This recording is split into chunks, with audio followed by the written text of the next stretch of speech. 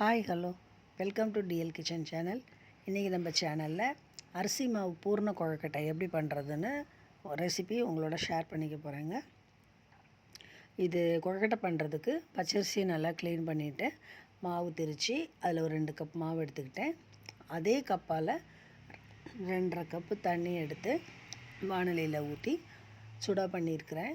ஒரு pinch salt, ஒரு spoon எண்ணெய். இந்த எண்ணெய் எதுக்காகனா மாவு வந்து இந்த சட்டியில் ஒட்டாமல் வரதுக்காக.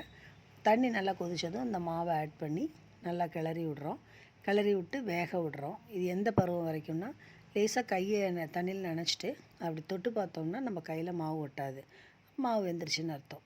இப்போ பூரணம் பண்ணுறதுக்கு ஒரு தேங்காயை உடச்சி நான் இந்த கப்பில் 2 கப்பு தேங்காய் எடுத்துருக்கிறேன். இதே கப்பில் 2 கப்பு வெல்லம் எடுத்துக்கிறோம்.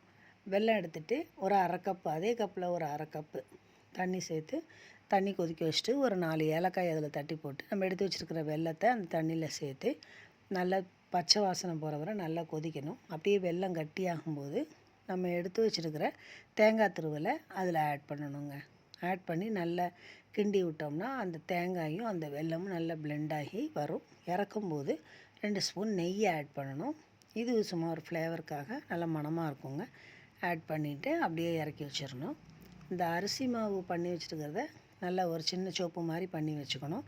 அந்த பூர்ணம் பண்ணோம் இல்லையா, அதையும் சின்ன சின்ன பாலாக உருட்டி வச்சுக்கிட்டோம்னா இந்த அரிசி மாவு சோப்பு பண்ணுறது இந்த மாதிரி தான் பண்ணணும். உருண்டையாக உருட்டி உள்ளங்கையில் வச்சுட்டு 2 கட்டை விரலையும் வச்சு மட்டும் அழுத்தணும். அது நல்லா குப்பி மாதிரி வரும். அதுக்குள்ளே இந்த பூரணத்தை உள்ளே வச்சு மூடணும். ஒன்றா ரவுண்டாக பால் மாதிரியும் மூடலாம், நீட்டை வாக்கிலவும் மூடலாம்.